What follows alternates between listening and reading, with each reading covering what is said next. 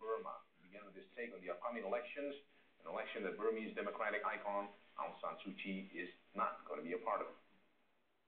Even from, say, a year or two ago, that it was likely that the National League for Democracy would take part in these elections. And they said even last year that they were not happy with the new constitution. So I think the chances were always very slim that they would take part in the new constitution.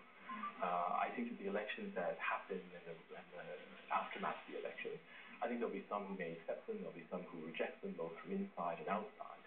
I think the question really for everyone, including for the Burmese people, is will this be at least a step in the right direction? I mean, I think we have to remember that this is a country that has been at armed conflict for 60 years.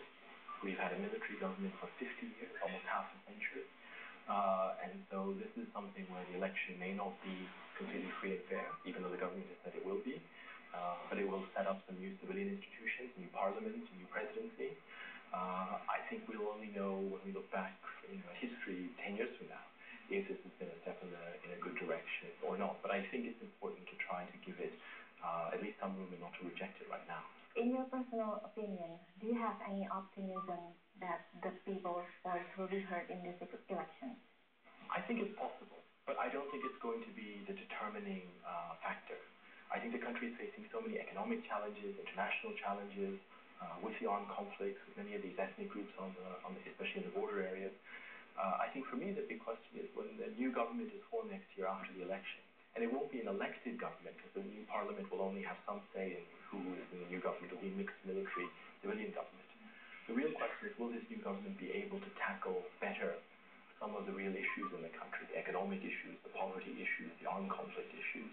So in a way, I think especially for friends in the region, in ASEAN and other governments, I think it's extremely important to take this broader view, not just focus on the elections, but focus on some of these broader challenges and how we can address them better. How do you see that the international pressure, especially Indonesia and ASEAN, put political pressure to the situation in Myanmar? To be perfectly honest, I think in the last 20 years, it's been very hard to see how any political pressure has made any difference. I think that the army government is undergoing these changes because it wants to, for its own reasons and for internal reasons. I think it's always worth trying diplomacy. I'm not very hopeful that diplomacy will make any difference in terms of changing the politics on the ground. And I think it's important, though, that other governments in the region, ASEAN governments, including the Indonesian government, look not just towards the elections, but look at ways in which to help the country more generally. This is one of the poorest countries in the world. It's the only poor country in the world that receives no development assistance. It has many other challenges as well. So I think we have to start from this broader picture, or else it's going to be hard to make any progress. The last question is about your book, The River of Lost Footsteps.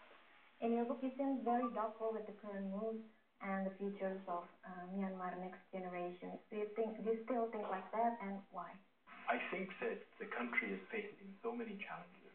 If you look at its position next to China and India, the importance of managing those relationships, the extreme poverty that's still in the country, the many different ethnic groups, the armed conflicts.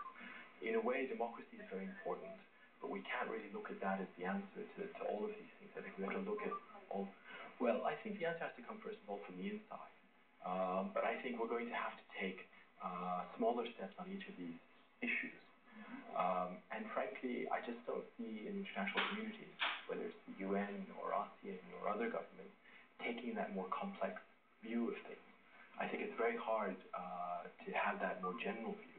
But I think without that more general view of all these issues, economic, political, social, the armed conflict, it's also very possible for the outside world to do more harm.